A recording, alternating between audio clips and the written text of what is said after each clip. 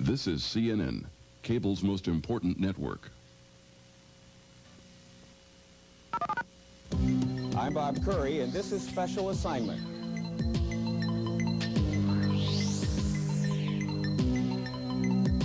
The Roman Catholic Church is the world's largest and wealthiest religion. In America, there are 51 million Catholics, and the bequest of one member alone totaled $1 billion, enough to set off a struggle within the church over who would control that vast fortune. Joe Trinto has the story. This is the Kennedy Ranch. It's the second largest in Texas. Sarita Kenedy East told friends she wanted her ranch and wealth to go to the poor of Latin America. This Catholic monk, Brother Leo, says he was to carry out those wishes. But the local Texas bishop, Mariano Garriga, wanted the money to stay in the Corpus Christi diocese. Texas banker Jake Floyd joined with the bishop to try and keep the money in Texas. To settle the matter, the Vatican appointed a powerful cardinal. Cardinal John Kroll sided with the bishop and the banker and threw Brother Leo out of the Trappist monks. It's been 20 years since the cardinal banished Brother Leo as a monk. I found it ironic that I should be dismissed from the order and told that I was excommunicated for doing what I felt I had in conscience to do. At this Trappist monastery near Santiago, Chile, the defrocked monk was taken in. He lives as a hermit, but often seeks the counsel and solace of the monks here.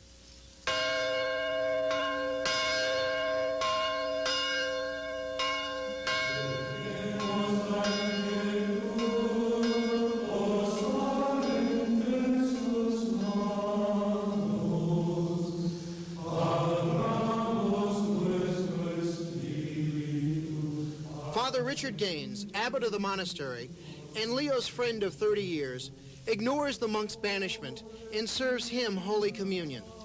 In all this thing, he was the one person who was staking his life for the defense of truth and for the real intentions of Sarita East, which is a very noble intentions of helping the poor of Latin America. Without Brother Leo, this monastery would not exist.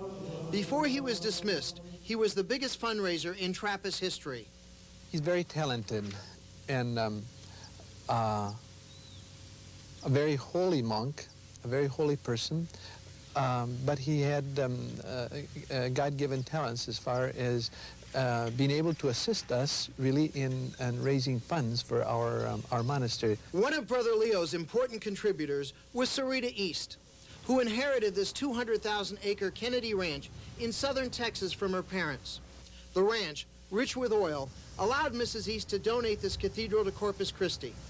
Mrs. East wanted to set up a foundation to help the poor of Latin America. In 1959, she asked my abbot if I would be allowed to help her set up this foundation that she wanted to establish. And she said that if my abbot would allow her to set up this foundation, organize it, that she would underwrite all of the expansion that I was so busy at that time in trying to find finances to take care of. Sarita East kept her word. She gave us close to $1 million. Brother Leo says one reason Sarita East turned to the Trappists was because she was dissatisfied with the way her local bishop in Corpus Christi had spent large donations, including a royalty from an oil well, on such things as a mansion for himself. She felt that it was poor taste for the bishop of a then fairly poor diocese to have such a splendid home. It was clearly their intention, that he live in that house. Current Corpus Christi Bishop Rene Gracida says that she not only meant for his predecessor, who died in 1965, to live in the mansion, but she wanted Garriga, and not Brother Leo, as the first member of the foundation's Board of Trustees.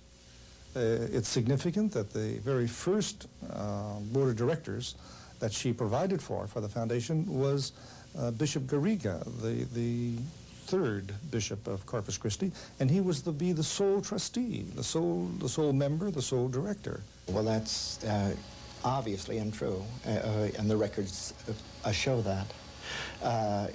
She was the first member, and she appointed me about 8 months later as the second member. Foundation records examined by CNN bear out Brother Leo's version of events. Mrs. East's millions were kept at the Alice, Texas National Bank under the control of her lawyer, Jake Floyd, also a director of the bank. According to Father Richard, Sarita East had lost confidence in Floyd handling her affairs. And, she had asked Jake Floyd a number of times to set up this foundation, and he just ignored it. In other words, she was a woman who had a fortune in her hands, and she couldn't really handle that fortune. In the summer of 1960, Sarita East flew to Chile to look at the new monastery her money had bought. On that trip, Mrs. East was discovered to be fatally ill. She put into the hands of Brother Leo, made him the sole member of this foundation. He was really the only person she could really trust. As Mrs. East lay dying in New York, a worried Jake Floyd and Bishop Garriga urged her to return to Texas. She refused. Well, they went to see her. They very much wanted her to come back to Texas. And they wanted her, they really wanted to control her is really what it was. They wanted her in their hands. And she had, over the period of the last 2 years, really grown in her knowledge of the world, grown in her knowledge of what she wanted to do with her inheritance. And she had grown free from the enslavement that she really was under with regard to basically the Alice Bank. Bishop Gracita says Brother Leo talked a dying Sarita East into giving the monk control of the foundation against the wishes of the church. And I think that what we're witnessed here in the past 23 years is one of those sad episodes and sad moments in the history of the church and in the history of Western civilization when monasticism in general takes a black eye, I think, as a result of the activities of one of its members. Every human being knows in his heart that a promise is a promise. What St. Peter said so long ago, it comes down to the final analysis. It's God you obey, or your conscience you obey, and not the king, or not the Pope. When we come back, we'll show you how the most powerful cardinal in America wrested control of Sarita's fortune away from Brother Leo. After Sarita East died in February 1961, her local bishop, Mariano Garriga, summoned Brother Leo. He felt that Sarita's assets were, as he phrased it, they belonged to the patrimony of the diocese. It became very difficult when they ordered me to do what in conscience I felt unable to do. And what was that? To sign a settlement that would, in effect, turn control of Sarita's foundation over to the Alice Bank and to the Diocese of Corpus Christi. Brother Leo refused, so the bishop, along with the bank, went to court to have Brother Leo removed from the foundation. Brother Leo hired prominent Washington attorney William Joyce to represent him. Bishop Garriga, who was the Bishop of Corpus Christi, did not like Brother Leo one bit, because here he had this foreigner move into South Texas and set up this foundation. And here was Bishop Garriga, who was expecting to live in retirement on the interest and the income from the proceeds of handsome gifts from Mrs. East. Garriga died in 1965. Current Corpus Christi Bishop Rene Gracita says he believes that Mrs. East never intended her money to go anywhere except to the former bishop and his diocese. If she changed her mind, it was because of undue influence, and it was because of the fact that she was dying of cancer and was heavily sedated at the time that she changed her mind. She knew what she wanted. I think maybe I helped her to do what she wanted, and in that sense I was an influence. I think all of us in our personal contacts influence one another. But I certainly didn't influence her to do something that she didn't want to do. Brother Leo enlisted the help of industrialist J. Peter Grace, whom he appointed to the foundation board. The first thing Grace did was to go to the Vatican to get the church hierarchy to pressure Bishop Garriga to drop his suit. Mr. Grace realized as clearly as I did what an unjust lawsuit this was. He was somewhat more naive, perhaps, than I was, because I never expected too much help to come from Rome. John Crowell, Archbishop of Philadelphia, was appointed by the Vatican to settle the suit. In 1963, Archbishop Crowell decided that Brother Leo was wrong and that the bishop was entitled to the foundation. I think what Archbishop Kroll did here, and I repeat it again, was bullheaded, without knowing the facts, without looking into the various ramifications of this case, to think that he could decide how this matter should be resolved. Kroll refused repeated requests from CNN to be interviewed.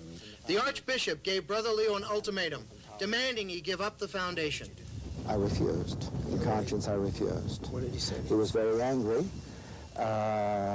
He said that I had a obligation to do so, and that he was in a position to see that I was dismissed from the order and excommunicated.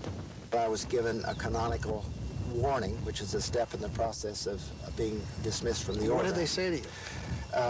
They said that I had no right to contact an attorney of my own choosing, and that I was ordered to go with the canon lawyer, and accompany the canon lawyer up to the monastery in Canada, a very remote monastery. They were putting you under house arrest. Very much so.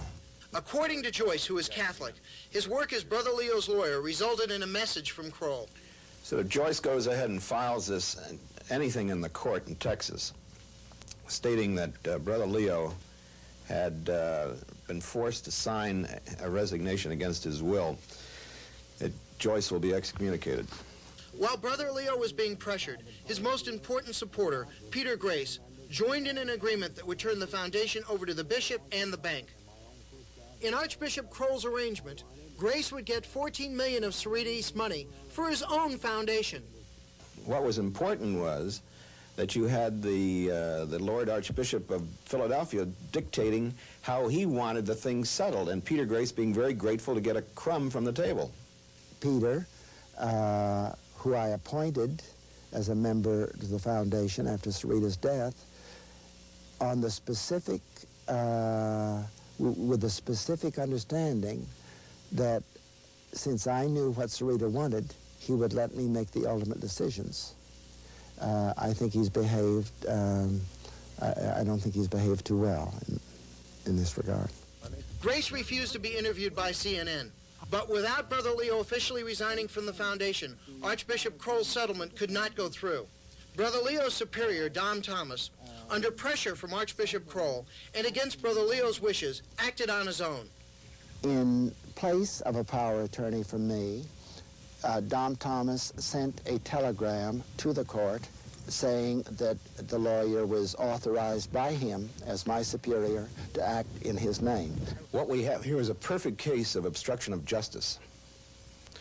President Nixon resigned because of a charge of obstruction of justice. Other people have gone to jail for obstruction of justice. And I don't think that even if you are the Archbishop of Philadelphia, cardinal or not, you can toy around with the courts of the United States, which is what happened. This, to me, is a tremendous injustice to Sarita East, who had every right to say that I want to, my foundation to be handled in this way. I want the money to be orientated towards the poor of Latin America. It's a fundamental right. To get control of her fortune, the bishop and bank sued Brother Leo for unduly influencing Mrs. East in setting up the foundation and writing her will, an action that came back to haunt them when some distant relatives decided to challenge the validity of the will. Cardinal Kroll, who had forced Brother Leo out of the foundation, now needed his help to defend the will.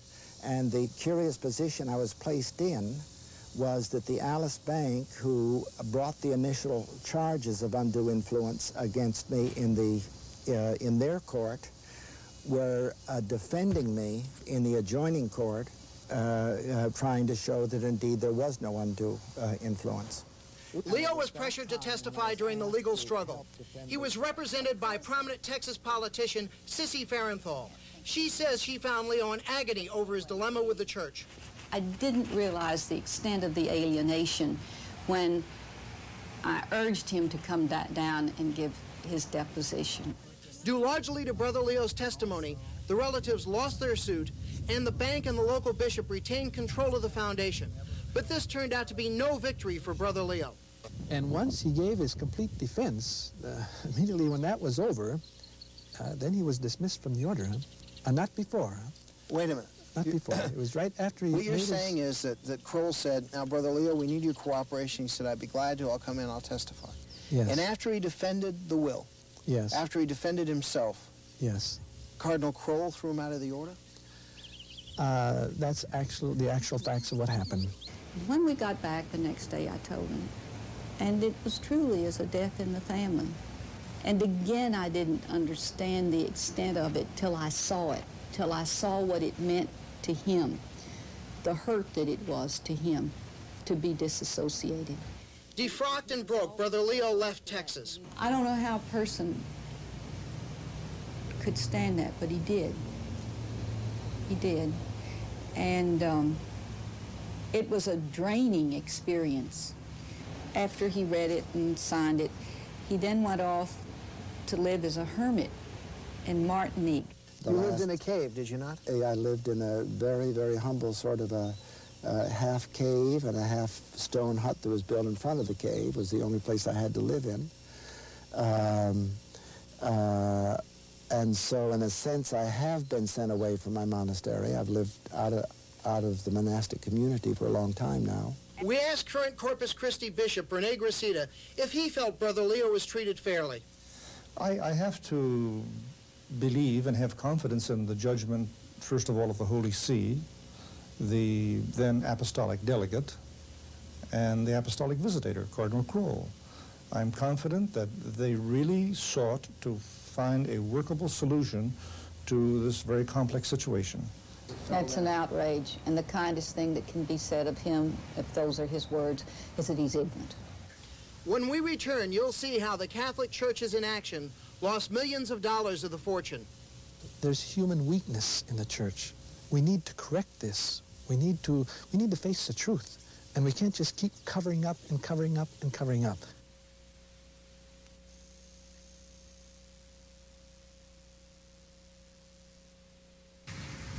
And the Alice Bank must have taken at least, conservatively, $60 or $100 million from that foundation. The control of the fortune by the Alice National Bank and Bishop of Corpus Christi was something Sarita East never wanted, according to her friend, Father Richard Gaines. That was her greatest fear. That was the thing that made her feel her need of the Trappists and feel the need of Brother Leo. Precisely the thing that she feared eventually came about because of the power that was there. In a deal worked out by the Vatican, Sarita's foundation was run by a board comprised of 2 Catholic Church votes and 3 votes controlled by this man, Alice National Bank lawyer Ken Oden. We came to the conclusion that the foundation was not being run in a proper manner. What kind of things did you find? Things like Mr. Oden's conflicts of interest. Mr. Ken Oden was a foundation member, officer, director. He was attorney for the Alice National Bank, attorney for the foundation. Last year, a Texas Attorney General's probe into both Oden and the Alice National Bank ended in a settlement that severed their connections to the money. Oden denies he did anything wrong. They certainly appeared that they wanted me to run the show, and I did. You filled the void. Yeah, and then they apparently didn't like the way I was running the show. The Attorney General found that the Alice National Bank mismanaged the foundation that Sarita East had left. Jim Mayo is the president of the Alice National Bank. They said they believed that this bank probably deprived the foundation of between $60 and $100 million in income in the way it managed the foundation accounts. How do you react to that figure? That's ridiculous. It's unfounded. And the Attorney General is very misinformed on that point. Did it cost that foundation money? Yes. Lots of money? Yes. You won't say how much, No. but lots of money. Yes. Last year, current Corpus Christi Bishop Gracida assumed control of the foundation, appointing a new board. The present board of directors is totally committed to using the money, the income from the foundation, in a way that benefits the largest number of people. And we've given high priority to the poor. But CNN has learned that the largest grants have not gone to the poor, but for such things as this local public television show. Now, more than a state, Texas plays an ever-increasing role in worldwide finance, education, and culture. The show received a $500,000 grant from Sarita East money. I think she'd be very disappointed. Her interest was in helping people, people who needed food, who needed housing, who needed education, and not in building up the institutional church, let alone a television program. 25 years ago, Sarita East donated the $300,000 to buy the 4,200 acres for this Trappist monastery near Santiago, Chile. Today, the Trappists hope to sell the property for $50 million and use the funds to build 3,000 homes for some of Santiago's 70,000 homeless families. For now, that is all Brother Leo and Father Richard can do to keep their word to Mrs. East. I would help them because Sarita wanted them helped and because I feel they need to be helped. But there's another reason, too. There's a real likelihood that Latin America is going to become a Marxist country within a few years, which could cause a great deal of danger to us, to our society in the United States. Brother Leo says that he'll press his lawsuit to regain control of the foundation and for his right to wear the robes of the Trappists again. And this Protestant convert says the actions of the men of the Catholic Church have not hampered his faith. There are many members of the church. I myself am a member of the church, and I don't feel that I've acted as a Christ all my life. So I've committed a lot of faults, a lot of failings. And I see a lot of failings in my brothers. The church is a church of sinners. Joe Trento, CNN on special assignment. This is CNN, cable's most important network.